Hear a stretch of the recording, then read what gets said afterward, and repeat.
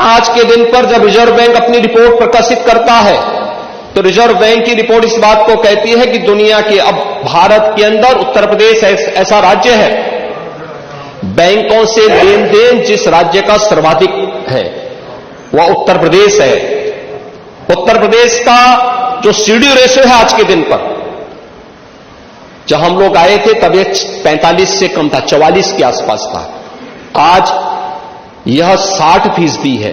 यह दिखता है कि अगर 100 रुपया जमा हो रहा है तो 60 रुपया यूपी के अंदर ही यूपी के नौजवानों को, यूपी के बेरोजगारों को और यूपी के ही व्यवसायियों को यूपी के अंदर अपना रोजगार की सृजन करने, यूपी में नए रोजगार को बढ़ाने के लिए उसका उपयोग इसके माध्यम से 60% से ऊपर आज के दिन पे यूपी का सीडी रेशो है, ये बढ़ाने की आवश्यकता है। हम मानते हैं इसको 75% से ऊपर होना चाहिए, लेकिन हमें विरासत में क्या मिला था?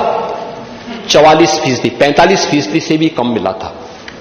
प्रदेश के अंदर एमएसएमई सेक्टर जो रोजगार सृजन का सबसे बड़ा माध्यम है,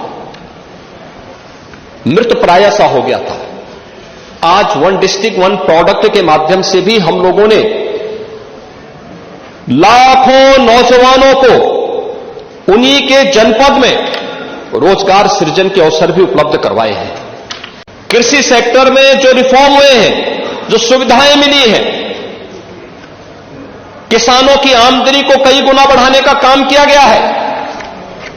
प्रोक्यूरमेंट की पॉलिसी ला करके पारदर्शी तरीके से इस प्रक्रिया को आगे बढ़ाया गया है। खेती के विविधीकरण की दिशा में जो सरकार के द्वारा उठाए गए कदम हैं, 23 लाख हेक्टेयर भूमि को जो अतिरिक्त सिंचाई की सुविधा उपलब्ध करवाई गई है, इसने किसानों की आमदनी को बढ़ाया है। और उद्योग कैसे चलने चाहिए, चीनी उद्योग इसका सबसे बड़ा प्रमाण है, सबसे बड़ा प्रमाण है। या उत्तर प्रदेश जिसको आप चीनी उद्योगों को आप बेच रहे थे, तबाह कर रहे थे, बंद कर रहे थे, आज 120 चीनी मिलें अकेले उत्तर प्रदेश चला रहा है। और उनमें से 100 चीनी मिलें ऐसी हैं, उनमें से 100 चीनी मिलें ऐसी हैं जो एक सप्ताह से 10 दिन के अंदर अपना गन्ना मूल्य का भुगतान कर रही है। जो बाकी 20 चीनी मिलें हैं उन पर भी एक दबाव है कि भाई आप भी इस प्रक्रिया के साथ जोड़िए। लगभग हर चीनी मिल अपने से इथेनॉल प्लांट को भी जोड़ रहा है, सीबीजी के नए प्लांट लग रहे हैं। और आज के दिन पर देश के अंदर सबसे अधिक कंप्रेस्ड बायोगैस के सबसे अधिक प्लांट लगाने वाला स्टेट उत्तर प्रदेश है। सबसे अधिक इथेनॉल उत्पादन करने वाला राज्य उत्तर प्रदेश है। सबसे अधिक चीनी उत्पादन करने वाला राज्य उत्तर प्रदेश है। और सबसे अधिक रोजगार और सबसे अधिक नौकरी देने वाला राज्य भी उत्तर प्रदेश है। लेकिन इस दिशा में और भी कदम बढ़ाए जाने की आवश्यकता है। मुझे लगता है, मैं फिर से अपने विपक्ष के माननीय सदस्यों से कहूंगा कि सदन में आकर के मुद्दों को रखें, लेकिन तथ्यों के साथ अगर रखेंगे तो इसमें उनकी गरिमा भी बढ़ेगी और उनका सम्मान भी बढ़ेगा। उनके जो मुद्दे थे, मुद्दा उचित है लेकिन तथ्यहीन थे, अपुष्ट थे। उनमें कहीं भी कोई भी उसमें ऐसे तथ्य नहीं थे जिनके बारे में कि वह सरकार को कटघरे में खड़ा कर सके। सरकार की नीयत साफ है, नीतियां बहुत स्पष्ट हैं और सरकार प्रदेश के हर नौजवान के हित को लेकर के पूरी प्रतिबद्धता, पूरी ईमानदारी के साथ कार्य कर रही है। और उसी का परिणाम है कि उत्तर प्रदेश का जो स्किल डेवलपमेंट का मिशन है, आज उसका बेहतरीन कार्य आगे बढ़ रहा है। भर्ती की प्रक्रिया को पारदर्शी बनाने के लिए समय समय पर रिफॉर्म किए जाते हैं और ये आयोग और बोर्डों को पूरा अधिकार होता है उस रिफॉर्म को करने के लिए, लेकिन प्रक्रिया पूरी ईमानदारी के साथ होनी चाहिए। और वही प्रक्रिया पब्लिक सर्विस कमीशन भी, अधीनस्थ सेवा चयन आयोग भी, शिक्षा आयोग भी उसके लिए अधिकृत होते हैं। वे लोग इस प्रक्रिया को पूरी कर सकते हैं। और जब भी उत्तर प्रदेश के युवाओं के हित में इस प्रकार के कदम उठाने की आवश्यकता पड़ती है, तीनों आयोग, बोर्ड या कोई भी अन्य ऐसे बोर्ड या आयोग हैं, वे इसके लिए अधिकृत होते हैं। वे क्योंकि वो एक ऑटोनॉमी बॉडी है, वे अपने कदम को उठाने के स्वतंत्र है, वे कर रहे हैं। लेकिन प्रक्रिया में कोई खामी नहीं, उनकी ईमानदारी, उनकी नियत में कोई, उनकी पारदर्शिता में कोई उंगली नहीं उठा सकता। पूरी शुचिता और पारदर्शिता के साथ सारे कार्य संपन्न हो रहे हैं। और इसीलिए इन युवाओं को नियुक्ति पत्र देने के लिए मैं और मेरे मंत्रिमंडल के मेरे सदस्यगण सभी लोग जाते हैं। माननीय जनप्रतिनिधियों से हम कहते हैं कि वे लोग भी जिले जिले में जाकर के नियुक्ति पत्र वितरण में अपना योगदान दें। और हर नौजवान इसके लिए खुश होता है कि साहब सिफारिश किए बगैर न केवल हमारी नियुक्ति भी है बल्कि हमें नियुक्ति पत्र भी प्राप्त हो रहा है। यह हमारे लिए हमारे जीवन का सबसे अद्भुत क्षण है। और मैं एक तो नियुक्ति की प्रक्रिया सरकारी क्षेत्र में, दूसरा प्रदेश सरकार की जो जीरो टॉलरेंस की नीति है अपराध और अपराधियों के प्रति, इसीलिए है जिससे अधिक से अधिक निवेश यहां यूपी के अंदर आए, अधिक से अधिक निवेश आए। ये 40 लाख करोड़ रुपए का जो निवेश है यह उत्तर प्रदेश में 1 करोड़ 25 लाख से अधिक नौजवानों को सीधे सीधे नौकरी की गारंटी दे रहा है। 1 करोड़ 25 लाख नौजवानों को नौकरी की गारंटी दे रहा है। और इसमें से 15 लाख करोड़ का अब तक हम जमीनी धरातल पर उतार चुके हैं। 10 लाख करोड़ का पाइपलाइन में है जिसको कभी भी हम ग्राउंड ब्रेकिंग करके इसको भी आगे बढ़ा देंगे। लेकिन प्रदेश के अंदर जो एक वातावरण बना है सुरक्षा का, बेहतर कानून व्यवस्था का, दंगा मुक्त प्रदेश का, आज उसके लिए देश और दुनिया का हर निवेशक प्रदेश में आना चाहता है, प्रदेश में निवेश करना चाहता है। और इसी का परिणाम है 12 से 17 के बीच में प्रदेश की जो बेरोजगारी दर थी, अनएम्प्लॉयमेंट रेट था, वह 19% से अधिक था। और आज ओझा जी ने स्वयं कहा है कि 2.4 है। ये चीजें दिखाती हैं सरकार के कदम अच्छी दिशा में आगे बढ़े हैं। दुनिया की सबसे बड़ी आबादी के राज्य उत्तर प्रदेश के लिए भी 25 करोड़ की आबादी हमारे राज्य की है। इस 25 करोड़ की आबादी में 56 से 60% आबादी ऐसी है जो वर्किंग फोर्स है, एक कार्यशील है, युवा है। यानी अगर आप देखेंगे तो दुनिया के अंदर उत्तर प्रदेश सबसे युवा राज्य भी है। और उस राज्य के उन युवाओं को ध्यान में रख करके सरकार ने कार्य किए, कदम उठाए। अभी पिछले सत्र में हमारी सरकार ने पेपर लीक की घटनाओं पर प्रभावी अंकुश लगाने के लिए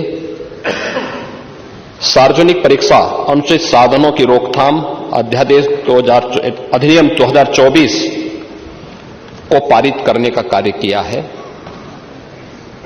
जिससे प्रदेश के सरकारी जो नौकरियां हैं उन नौकरियों में प्रदेश के युवाओं को पूरी ईमानदारी के साथ, पूरी पारदर्शिता के साथ नौकरियां प्राप्त हो सकें और उनमें आरक्षण के नियमों का अक्षरशः पालन किया जा सके। यहां पे जो तथ्य रखे जा रहे हैं और जो रखे गए हैं माननीय सदस्यों के द्वारा, वे वास्तव में जो आंकड़े हैं वे तथ्यपरक नहीं हैं।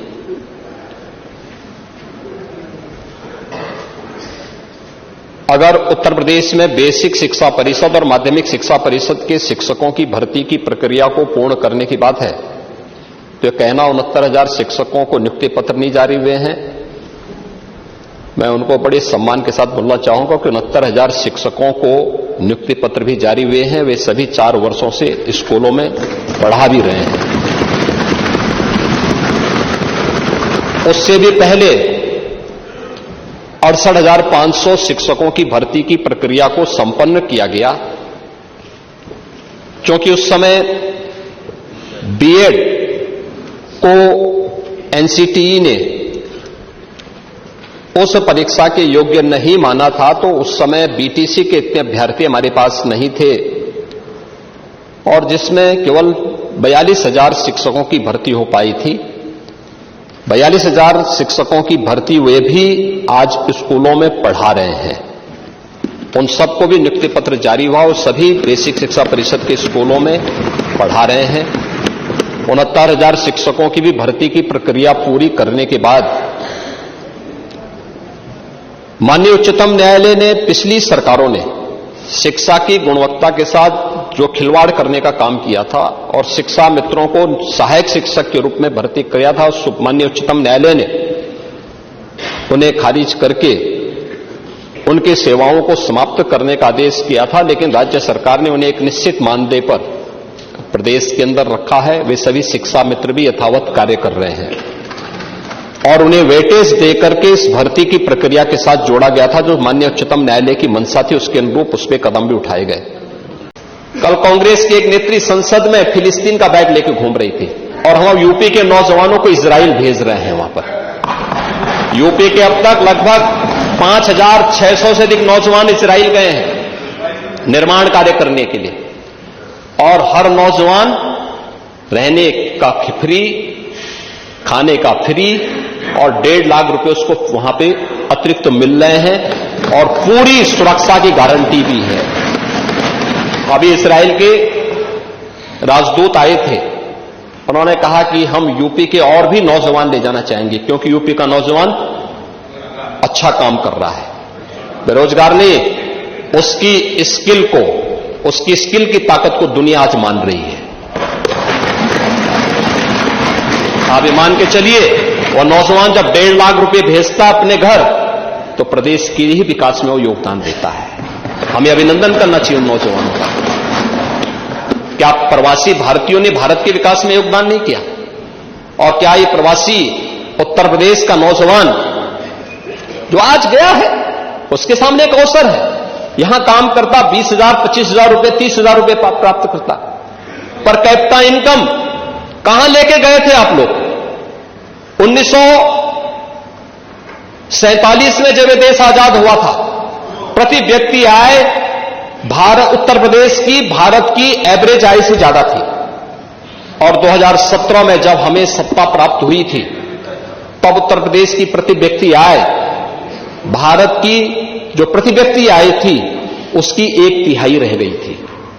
आज हम उसको दोगुना करने में सफल हुए हैं, और मेरा यह मानना है कि अगले 5 साल के अंदर उत्तर प्रदेश की प्रति व्यक्ति आय फिर से भारत की प्रति व्यक्ति आय से अधिक होगी, और इस दिशा में उत्तर प्रदेश की वर्तमान की वृद्धि दर इस बात को संकेत करता है। और मैं इसीलिए आप सबसे कहना चाहूंगा, हमें उत्तर प्रदेश को और विकास की दिशा में आगे बढ़ाना। 69,000 शिक्षकों की भर्ती के बारे में एक बात बार बार आती है, जिसकी चर्चा यहां पे कल से संग्राम सिंह यादव जी भी कर रहे थे और अभी से पूजा जी भी कर रही थी। मैं बड़ी विनम्रता के साथ कहूंगा, 69,000 शिक्षकों की भर्ती में पिछड़ी जाति के 27% आरक्षण के आधार पर 18,000 पद आरक्षित होते हैं, और पिछड़ी जाति के उसमें 32,200 से अधिक नौजवान भर्ती हुए हैं 69,000 शिक्षकों की भर्ती में। अनुसूचित जाति 21% आरक्षित, उनके लिए जो आरक्षण की सीमा 21% है, और 21% में 12,000 पद उनके लिए आरक्षित होते हैं, लेकिन भर्ती हुई है 14,000 से अधिक। ये चीजें क्या दिखाती है कि अपनी योग्यता और मेरिट से जो लोग आगे बढ़े हैं, उन्हें जनरल कैटेगरी में लेकर के वहां का लाभ दिया गया है। जनरल के लिए जो पद आरक्षित थे, जनरल के लिए जो पद थे 34,500, जनरल की भर्ती हुई है मात्र 20,000। ये उन सब की आंखों को खोलने वाला होना चाहिए जो इनके नाम पे राजनीति करके अपनी रोटी सेकने का कार्य करके समाज में बंटवारे की खाई को चौड़ा करना चाहते हैं। और इसीलिए भर्ती की प्रक्रिया प्रदेश के किसी भी नौजवान के साथ कोई अन्याय न हो।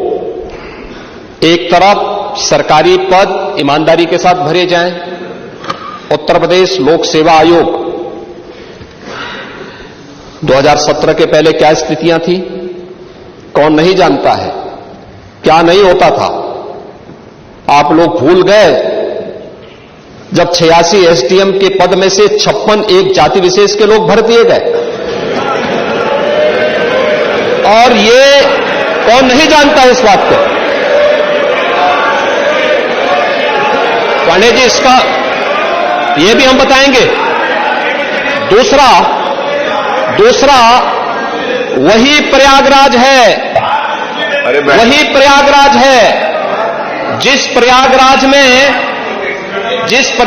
में पब्लिक सर्विस कमीशन के कार्यालय में महीनों महीनों तक यूपी के नौजवान धरना दिए थे और एक अयोग्य व्यक्ति को जो उसके लिए डिजर्व नहीं करता था, एलिजिबल नहीं था, जिसकी डिग्री फर्जी थी, उसे आयोग का अध्यक्ष बना करके पूरे कमीशन और युवाओं के भरोसे के साथ खिलवाड़ करने का काम हुआ था। यह भी इलाहाबाद में हुआ था। तो यहां माननीय अखिलेश जी ने कहा था, आंकड़ा भी दिया था कि वो 3 लोग भर्ती हुए थे ऐसे, और आपके सामने बात स्पष्ट। पांडे जी, मैं उसी पे आ रहा हूं। दूसरा उस समय कैसे कैसे लोग अध्यक्ष बनाए गए थे जिसकी डिग्री फर्जी, जो स्वयं एक लेक्चरर होने के लिए एलिजिबल नहीं था। High school 3rd division, intermediate 3rd division, graduation 3rd division, फर्जी पीएचडी की डिग्री, और वह Uttar Pradesh public service commission का अध्यक्ष बन गया था। और ये लोग उसको लेकर ढूंढते थे, घूमते थे, और उसको जब मौका मिला उसने मारी तबाही, पूरे युवाओं के साथ खिलवाड़ किया था। ये कौन नहीं जानता है। माध्यमिक शिक्षा परिषद ने भी 44,000 से अधिक शिक्षकों की भर्ती की प्रक्रिया माध्यमिक शिक्षा चयन आयोग बोर्ड के द्वारा और उच्चतर शिक्षा चयन आयोग बोर्ड के द्वारा संपन्न की जा चुकी है, पहले ही संपन्न की जा चुकी है। अब शिक्षा के सभी बेसिक, माध्यमिक, उच्च, तकनीकी, व्यावसायिक या चिकित्सा शिक्षा, इन सब से जुड़ी भी समग्र शिक्षा को लेकर के अब एक नया चयन बोर्ड, शिक्षा चयन बोर्ड बनाने की बन करके तैयार है, और वह आगे की अध्याचन विभिन्न विभागों से मांग करके नियुक्ति की प्रक्रिया को आगे बढ़ा रहा है। लेकिन अकेले शिक्षा विभाग में ही 1,60,000 से अधिक भर्तियां हमारी सरकार ने प्रदेश के अंदर की हैं, और 1,60,000 भर्तियां वे हैं जो पिछली सरकार की बदनीयती के कारण भरे नहीं जा चुके थे। और पिछली सरकार किसकी है, मुझे लगता है आपसे ज्यादा कोई नहीं जानता है। 2012 से 17 के बीच में जो लोग सत्ता में प्रदेश में थे, उत्तर प्रदेश पुलिस बल में 1,56,000 पुलिस की भर्ती अब तक पूरी हो चुकी। वे सभी लोग कार्य कर रहे हैं, जिनमें 22,700 से अधिक तो केवल महिला हैं। बालिकाओं को भी पुलिस भर्ती में मौका दिया गया और उनके लिए 20% पद आरक्षित करते हुए उनकी भर्ती की प्रक्रिया की है। और अभी हाल ही में हमारी सरकार ने 60,200 से अधिक पुलिस की भर्ती की प्रक्रिया को बहुत शांतिपूर्ण तरीके से संपन्न किया है, और प्रदेश के अंदर हर जनपद के युवा उस भर्ती में आए हैं। अगर इन सबको आप देखेंगे, अलग अलग विभागों में, सिंचाई विभाग में, वन विभाग में, या फिर पीडब्ल्यूडी में, या फिर अन्य जितने भी विभाग हैं, स्वास्थ्य विभाग में, सभी विभागों की भर्ती की इस पूरी प्रक्रिया में अब तक 7 लाख से अधिक भर्ती की प्रक्रिया को ऐसे प्रदेश के नौजवानों को सरकारी नौकरी अकेले हमारी सरकार ने पिछले 7-7.5 वर्ष के अंदर प्रदेश के अंदर दिया है। और किसी भी भर्ती की प्रक्रिया में, भर्ती की प्रक्रिया, उसकी पारदर्शिता, उसकी ईमानदारी पर कोई प्रश्न नहीं खड़ा कर सकता है।